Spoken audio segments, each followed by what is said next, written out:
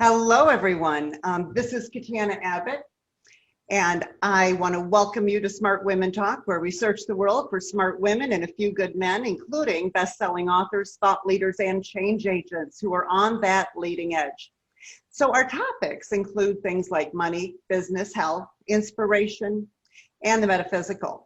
So today, I am so excited to be interviewing New York Times bestselling author Christy Whitman about how to achieve energy mastery. And boy, we can sure use a lot more positive energy right now. So we're going to talk about the principle of alignment and how to use it and why it's important.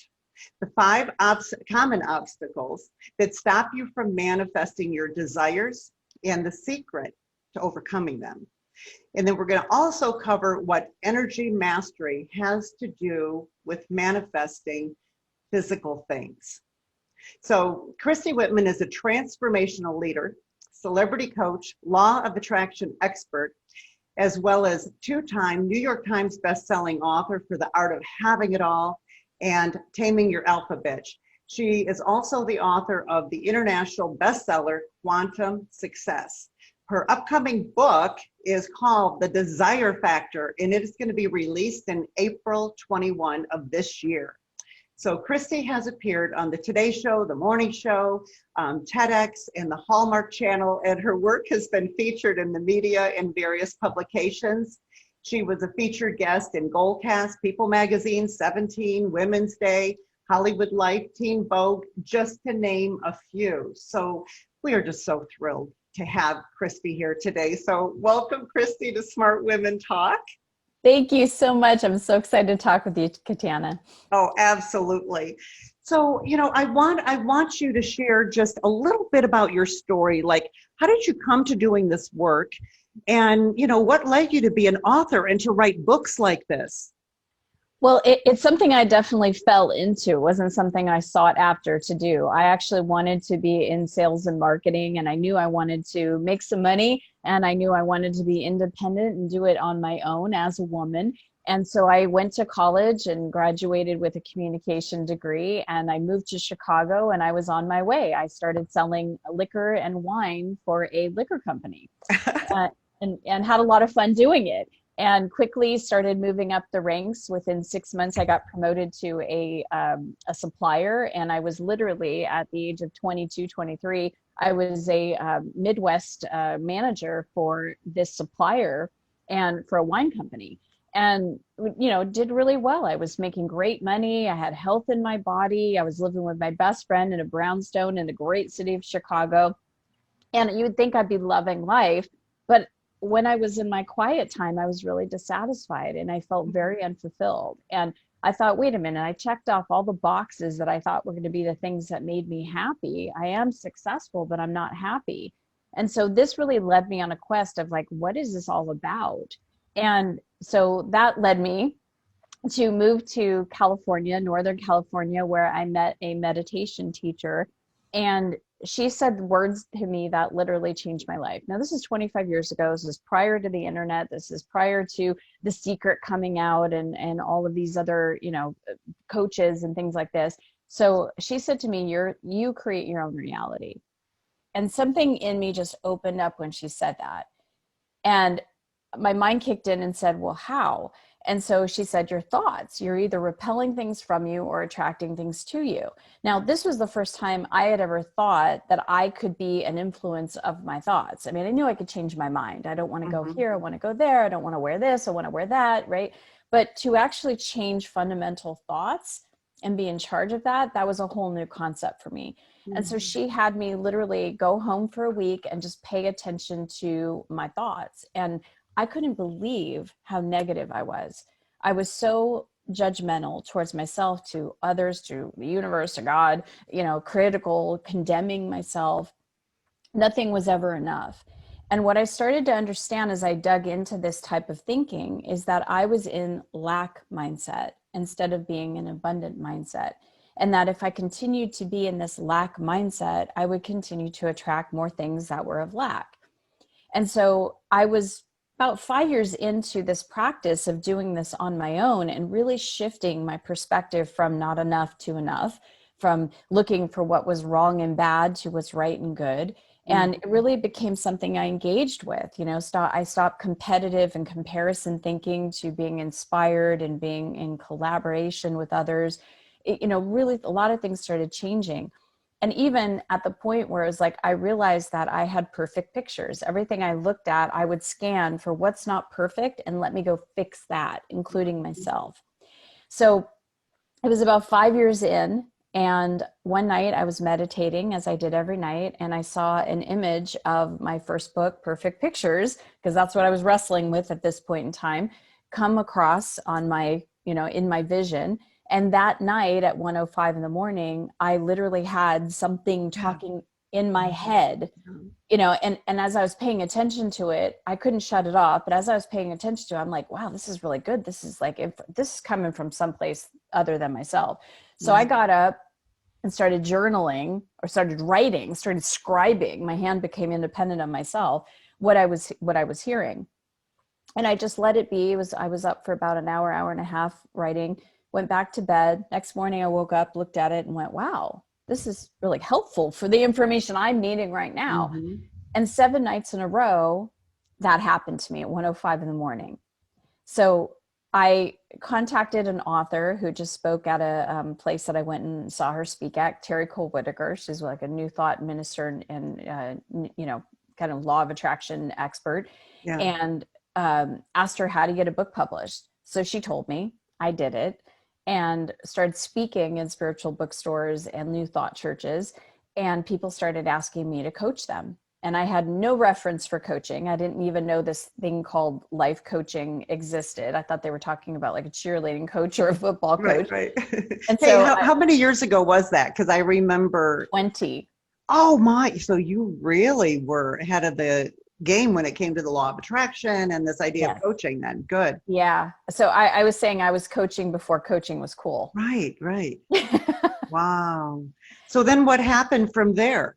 Yeah. So people started in the workshops I was doing, they asked me to coach them. And so I'd say, well, I don't know about all that, but give me a call. And I felt so on purpose when I was talking to them. And what I was doing with them was helping them shift their energy around a subject and help them go through, taking them through energy and through meditations and releasing their blockages. And it was amazing because they would call me back or email me back within a week. And some of them within the next day going, oh my gosh, this happened. I met the man. I got the promotion. I did that, and I loved the whole entire process from start to finish. And I thought, I'm doing this job. At that point, I was a pharmaceutical rep. I'm doing this job where I make great money, but I don't have any passion and purpose for it. I love what I'm doing over here. So I set out just to go full time, doing everything that I could do to build my business on the side while I was still a full-time pharmaceutical rep. And so I went full-time in my business about 14 years ago. Wow. Yeah. So since then, you've written all these books. And it seems like they all have like kind of transitioned into a new step, a new phase for you. Yes. So when you were talking about all this, I want to bring something up that Tesla and Edison both said that what these drawings that they were making, these inventions they were coming up, were not coming from inside them, but they were coming from outside them. Now, Eckhart Tolle would say that the universe is inside of us, and it truly is coming from inside of us. So it's kind of confusing for people when we think about this, but it seems like this is really possible when you hear people like that saying they got their inventions and their ideas. I mean, Tesla said fully drafted designs, he would just get a download and then he would draw what he was seeing. So is that part of what's happening with you when you were getting this download too? Yes, all of my books have been just a complete download. I'll never forget this. The book Quantum Success, I was in the middle of a cruise ship in the middle of the Mediterranean, 3:00 in the morning, and all of a sudden I got this just download. Get up, get your journal, get your pen.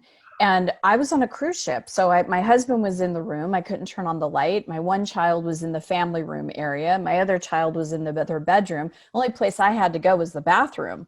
So I stacked up a bunch of towels, sat down, started journaling, and off I was, just information and, just going for a couple of hours. And that's when the download for that particular book came. Same with The Art of Having All, same with my new book, The Desire Factor. So they're all just coming, and you're right. It's coming from within, and yet it's coming from without, because what's breathing us is our divine self, right? And who gives us these ideas, who gives us these desires are inside of us. It's our very life. It's our co-creative partner in this lifetime, but it's also beyond us because it's the non-physical part of us. So it's kind of like we're the wave of the ocean. We're not the full ocean, but it's still a part. We're still that part of it. We're still connected to it. It's fun. Marianne, I'm on her day 14 of her Year of Miracles videos she's doing for the year. She just said that same quote about being a wave in the ocean. Marcy Shimon? No, she's taking the class too. It's with Marianne Williamson. She's taking us through the Course in Miracles. It's just these little 10-minute videos. But I'm here, I'm just being hit recently with all these, what Deepak Chopra would call synchron these things are coming, and then they look like a coincidence. But these messages, and I know you work a lot with intuition and that type of thing too. Do all of us have this ability inside of us? Of course. Yes. Every single one of us do. Just some of us are aligned and some of us aren't. And the more we get aligned, the more we become aware of that presence. And the more we start developing a deeper relationship with that presence and understanding that we're not here out on the leading edge by ourselves. We're here with a co-creative partner that wants more for us than we want for ourselves. And, that gives us those desires. And I have you just brought up Marianne Williamson, so I'd love to share a quick story. Okay. When I became an author, 20 years ago with Perfect Pictures, I had this desire that Marianne Williamson would be on the cover of one of my books, giving me an endorsement. And I'm on my 7th book, and she is the endorsement on the cover of The Desire Factor. And it's funny because who I became between those 20 years and those 7 books, it wasn't like I didn't try each time. Each time I wrote a book, I reached out to Marianne, and now I'm friends with her. We connect, and I was able to just reach out to her, and she's like, absolutely, sure. Let me read your book, and she crafted the endorsement for me. So that desire to be in connection with Marianne and to have her, create an endorsement for my book, that led me on a journey that expanded me in ways that if I hadn't had that desire, I wouldn't have expanded. Wow. Isn't that wonderful?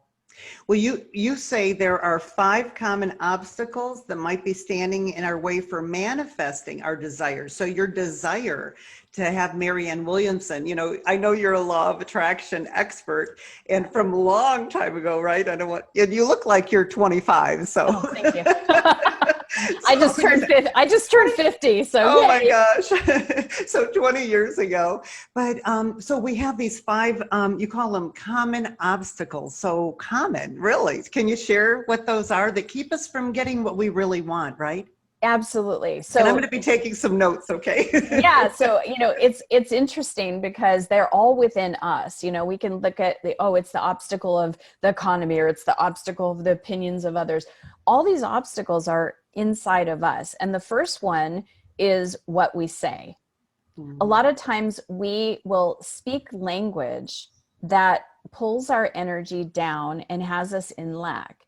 So I can't do that, or I can't afford that. Right? These are obstacles that when we think about it, words create our reality, and words are the start of creation. When you really think about it, words create our thoughts, the thoughts that we think are a series of words, and the thoughts that we think over and over again become beliefs, and those create emotions, so it's a whole like domino effect that starts with the words that we say. But most people are not aware of the words that they're using that pull their energy down. When the pandemic hit and everybody was in lockdown, I heard everybody from celebrities to athletes to the next door neighbor to my kids, even myself, say, I miss getting a pedicure. I miss going to a sporting event. I miss going to a restaurant. And when we say that, yes, it's Mhm. true, it collapses our energy and leaves us feeling bad. But instead, if we shift that phrase to, I look forward to. I Mhm. remember one day I was feeling like I really wanted a date, and I've got two young boys. They're homeschooling right now as we speak, 10 and 11. And it was like I didn't have any time alone with my husband. And I was saying, God, I miss going out for dinner with my husband. And then I stopped myself and went, wait a minute, no, I look Yeah. forward to it. And what happened was when I said I look forward to going out to dinner with my husband, I got excited. I'm like, ooh, when the restaurant's open, what restaurant do I want to go to? And then it became something creative. And then I started talking to my husband about it. And I was like, hey, do we want to go just you and I, or do we want to go with another couple? And who would we want to go with? And then it got fun because I was like, ooh, what would I wear? Which shoes am I going to wear with it? It became this whole creative thing Mhm. that I really looked forward to. And it kept me in creation mode instead of constriction mode. Right. So our words that we say a lot of times are obstacles that we have. Wow. So were you going to share other ones too? Yes, actually, Oh, I have an entire 30-day free that's video what, yeah. program Okay. called Watch Your Words. You could go to watchyourwords.com. There's 30 of these words and phrases, and each video is 2 to 4 minutes. It's sent to you daily, and it tells you three things: the word or phrase you absolutely want to eliminate, why, and then what to say instead. So Hmm. another one I'll give you is I can't afford, right? Okay. So someone says something to you and you're like, I can't afford that. Your energy collapses. I literally walked a client through this one day. She's like, my girlfriend just called me up and said she was able to take me to Hawaii. I just had to get myself on the plane and I can't afford it. And I said, Mm. you just close down the possibilities. What if you say, ooh, that's not a financial priority for me, but I love that idea, right? And so she shifted her energy around it and said, that's not a financial priority because it's going to cost about $1,000 for me to get to Hawaii. But I love the idea of that. Yeah. If I got myself to Hawaii, everything else is taken care of. Wow, wouldn't that be great? And she got to allow herself to be in an expansive mode. Her friend later called her and said, hey, I got another ticket. Can you, and so And it could have she been a companion ticket for having like a Delta American Express or something. And she, exactly, yeah, yeah, isn't that it, great? it But, was. but it's like when she said that, the universe said, oh, okay, well here, oh, we have this opportunity here. Because doesn't the universe start, because I remember Walter, is it Waddles, or he wrote The Science of Getting Rich, and Yes. then, okay, yeah. And he said that when you send it out, the universe will start something going on and it'll start moving it towards you. Yes. That just feels, I get goosebumps when I say that. It's very true. We are the one that is either in a receiving mode or a constriction mode. Yeah. And so the words that we say either constrict us and leave absolutely no room for possibility, or they expand us. And even though our minds would be like, well, that's not realistic, right? How could that possibly happen? When we allow ourselves to be in the mystery and miracle mode, then Right. things can come to us. Yeah, absolutely. Yeah. So what can you just share with us? Like, what is the most amazing thing that you saw happen to you, let's just say in the last few years, that really was a miracle? Because a miracle is something we can't explain, right? And it was actually just the universe working with you. I mean, you shared the idea of Marianne, but is there anything else that you can share? And then let us know, what can we do to start bringing those kind of miracles and opportunities to us? Because I think people are afraid. Yes. Well, it's the first step is watching your words. We have to Okay. watch what we say. That is the first step. But yeah, so I have so many examples, but one that I really want to share that is probably the most miraculous thing is when my son Maxim he's my baby, he's 10. When he was 2 months of age, we took him and his older brother, who is 16 months older than him, to the doctor for a regular checkup, right? Mhm. It's like a 2 month and 16 or 18-month checkup. And the doctor took one look at my oldest son. Okay, good, clean bill of health. Took one look at Maxim and said, take him to the hospital immediately. Oh my God. Immediately. And we were like, what? He goes, don't even go home and take your other son home. Go to the hospital immediately. So we all go to 40 minutes. We were living in Montreal at the time. We go into the city, we go to this hospital, Montreal Children's Hospital, and all of a sudden we get there and there is a swarm of nurses and doctors with this little guy on this gurney, and they're putting PICC lines and oxygen and all of this stuff. And we're like, what is happening? Nobody has told us anything. And so they're doing all these testing. And meanwhile, my mother-in-law came and picked up my oldest son, and a cardiologist brought us into a room and explained to us that our son literally is like a miracle because of the fact that he had what they call a transposition of great arteries. The stats on this is incredible. 90% of the cases are found when the mother is pregnant. They see it in the heart, and those babies within a day of life will get an operation to correct it. The other 5% usually are like a day or two after, because they check and they can see something's off with the breathing or something's going on. The rest of them will pass in their sleep. He was 2 months of age. We're talking a week usually. He was 2 months of age. They had never in the history of doing this type of surgery done it on a baby this old, because no one's ever made it that long.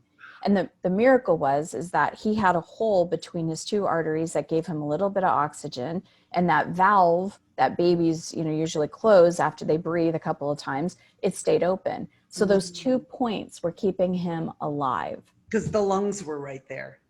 Yes. Oh my. So here it was, they were saying, we can't guarantee anything because he's so old for this type of surgery. And so I turned to my husband and I said, there is nothing else that we are going to focus on. We're not going to focus on the fact that 5 other doctors looked at him within these 2 months and didn't catch it. We're not going to look at who's to blame, what went wrong. I don't even want to entertain that from family. We're going to focus completely on what we want, the vision that we see for him. And so my husband, right then and there, he agreed with me. We started talking about all the things that we looked forward to doing with Maxim and his brother, and having the visual of him wrestling around with his older brother and his daddy, and going to places like Disneyland or cruises, or, watching him play soccer or baseball, or playing sports and enjoying life. And it was a month that he was in the hospital. He had to go through many procedures. It was a up and down, but we just absolutely kept to our vision that he was going to be home. He was going to be healthy. He is now a 10-year-old little boy full of muscles, the biggest smart aleck I know. He is the star on his soccer team. He's excelling at school. And there are moments in time where I'll look over and his brother and him are wrestling. And I'm like, that's the vision I had. So you were really looking into the future. Yes. And see, oh, that's wonderful. Well, congratulations. Thank God that you knew, because so many people don't. So I wanted to just ask you, you speak about these universal laws that each one of us needs to be aware of. Is that things like the law of attraction, the law of intention? I know Deepak Chopra even had a book out, I think, about the spiritual laws. He had the 7 spiritual laws of success. I talk about the 7 essential laws, and some of them are same, some of them are different. But one of the ones that are different that I find is the most important, that make all 7 of these laws work together, that all of us must learn how to apply. Because the law of attraction is just giving us back what we're sending out. We have to understand that we're energy, and that we're energy receivers, we're energy containers, and that we're also energy transmitters. Mm-hmm. And when we understand the law of sufficiency and abundance, that, there's a spectrum, and on one side of the spectrum, there's lack, limitation. That's where things always feel bad. That's where the emotions of fear and doubt and worry and disappointment and anger, all of those are on that side of the spectrum. When we are in abundance, that's when we feel good. So the Cliff Note version of that is lack feels bad, abundance feels good. Right. Well, there has to be a vibrational tipping point from lack to abundance, and that's satisfaction. That's coming from a place of being happy and satisfied with where you are now, finding the contentment in the now, being satiated in the now, but being excited for what else is coming ahead. And that's where, when we understand that we're the ones that choose our thoughts, we're the ones that choose the words that we say, we're the ones that either process our emotions or don't, we're the ones that hold the perspectives, we're the ones that take action. We're the ones that choose which side of the spectrum we want to stay on. Are you in lack? Okay, if I'm having a lack thought, what's a better feeling thought? What's a thought that's going to bring me more into satisfaction or at least into abundance? And understand that we have free will. We can always choose those things. But understanding what is on the side of lack and what's on the side of abundance is absolutely essential for us to be able to be empowered and to truly create what we want in this world.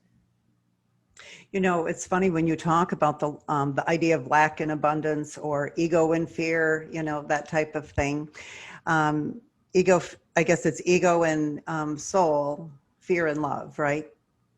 Those are the comparisons. So yes and no. It's like I channel the council, and the council says that the ego gets such a bad rap because we all have an ego. We all are very different. Ego is part of the personality.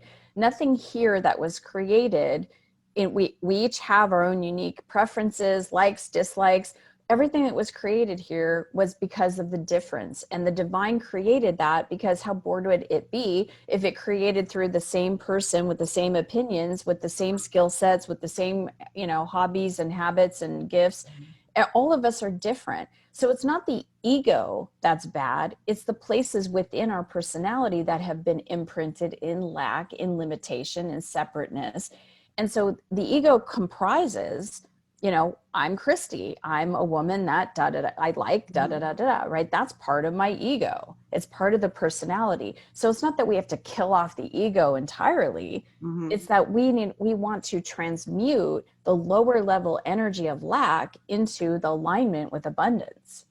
So you know what I did? I go down to, when there's not COVID, but my husband's in the Detroit Symphony Orchestra. He plays French horn, and you know, the one thing I've done consistently during our 35 years of marriage, I can't believe it, is I've gone down to concerts. Oh, thank you. But I've gone down to these concerts with him, and every time I would go, I would feel butterflies. And I thought, why am I feeling so nervous? Why am I so scared to go to someplace I go all the time? And he looked at me, he said, honey, he says, you're not scared, you're excited. And I said, oh, that's what it is. And then I realized, oh my gosh, because you said energy. Yeah. And I want to ask your opinion on this because it might help others, because they're the same type of energy in a way. And by changing what I called it and what I thought of it, now every time I start to feel scared, whether it's, you know, doing something new for the first time, or having to do a summit, or, you know, go to this new thing, you know, or go downtown, and I just go, why am I so excited? And then my whole energy changes, and then I forget about it, and I just am in a better mood. So yeah, can it be that simple? It can be, yes. Energy is energy. I told my son that the very same day. He goes, gosh, I'm feeling so nervous. And I go, are you really feeling nervous, or are you feeling excited? And he goes, yeah, it's not negative. And I go, then tell yourself you're excited. And when we tell ourselves, we're such meaning makers, right? When we say, oh, I'm nervous, now it takes us down this experience of being nervous about something. But when we tell ourselves, I'm excited, now we get to get excited. We get to look forward to something. Yeah, it's a very different experience, but it's what our mind assigns something to mean, and everything flows from that place. It's all a point of focus, and that's part of, you know, our perspective. So, and here's one other one that you could share with your kids too, because my girlfriend did it when we were teaching a course, and it was just wonderful. So instead of saying, because my husband is a security personality, and his whole life he's told the kids we can't afford it. Well, obviously we could, and they knew it, but he still made them feel insecure. And so we came up with, I'm choosing to spend my money differently, or I'm choosing to use my money differently, which is so positive. So she said that, and she was talking about it. So she heard her son telling his friends that. That's perfect. Yes, you know, they wanted to do something. And it doesn't matter. You don't have to say, I can't afford it. You can just say, oh, I'm just choosing to use my money differently, or spend my money differently. That has a different energy, doesn't it? Because now you're in choice, and isn't it more expansive? It is. It's one of the words that I have in the program is, instead of I can't afford, it's like I'm choosing, I have a different priority. That's not a financial priority. I'm choosing to do something different now. Yeah. You know, so there are 30 of those that we say, you know, instead of in that program you told us about? It is, yeah. And it's one of the days. For free? It is. It's a 30-day free program. It's a video program, and it's watchyourwords.com, and it's free for everybody. So, okay, watchyourwords.com. So we'll make sure that's posted when this is out there, as a Awesome. video, so everyone can see it. But how wonderful in a simple program. So, as we're wrapping up here, I want you to, I'd love for you to tell us more about your programs. I do want to share that a woman that I met, she just finished your program. Oh, It was a nice. year-long program. She said it was phenomenal. And she's not even sure if she's going to do coaching. She just knows that going through your program has changed her life so much. And she's a trainer for a real estate company, so you probably know who she is. And so she's using it for that right now, to be a better leader where she is. So can you tell us about some of the different kind of programs that you offer? And so maybe people can come and connect with you. Absolutely. So the one you're talking about is the Quantum Success Coaching Academy. And Okay. I've heard, I put that out in 2008, and I've certified over 3,000. Really? Yeah. I've certified over 3,000 coaches. And that is the thing I hear most of the time, is that I felt called to do this program. I wasn't sure I was a coach, but wow, did my life change because of it? Because you really get to integrate the 7 essential laws, and you really get to learn about how to become an energy master and how to really shift the energy of lack to abundance. And these are just fundamental things that I wish all kids in school, all of us as humans, learned, because it's just absolutely essential to being an empowered, joyful human being. And so, to know that you are not at the mercy, or that you're powerless, or that you're a victim to something, but that you can deliberately choose what you want to create and then go about creating it and the steps to do it. So it's really important to know that. One thing I'm really proud of is that I have my new book, The Desire Factor, that's coming out in April. And another program that I'm offering. Does it have to do with the quantum book you were talking, the program? The desire factor, how is that? Yeah, they're different principles. So the desire factor is, once you receive a desire, exactly what do you do to get from start to finish? And there's literally like a combination lock, right? If you have 24, 36, 24, or 12, 36, 24, and you mix up the numbers, it's not going to open. And so there's a lot of people that give manifesting advice and, talk about the different principles, but they don't have them in the correct order. And so the council, who I channel, had given me this download of, these are the exact steps by steps in order. You have to do it by step system in order to literally create what you desire. And when someone follows that system, I've seen it in my own life and see it with clients, the manifestations happen. And so they're all, I talk about universal laws, the law of sufficiency and abundance. Everything at the basis of what I do in all my programs is based on the 7 essential laws. Okay. So okay. Yeah. So this book, though, when you pre-order it, you get a 4-week course. It's a $700 course for free. It's 4-week live group training with myself and the council on the principles of each of the books, or on the principles inside the book. So that's another free resource for people. And people can get together and they could have little mastermind groups or book clubs to go through that if there's a course as well. How exciting. Absolutely. Yeah. Wonderful. So I offer lots of things. I do meditations as well. I do 30 days of meditations where people get together live for 20 minutes a day, and we record them, obviously, if they can't be there every day, and be able to, we take a theme, for example, and work our energy during that particular theme, whether it's joy or abundance or activating divine codes or whatever the thing is. So I'm pretty busy with lots of different programs. Oh, that's fantastic.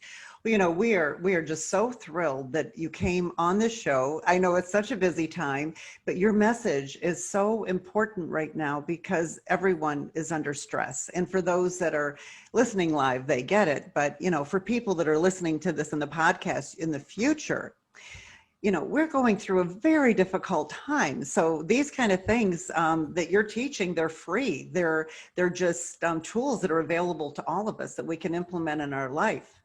Yes. And it makes the perception of the very difficult time a lot easier, and you can actually find joy during any time.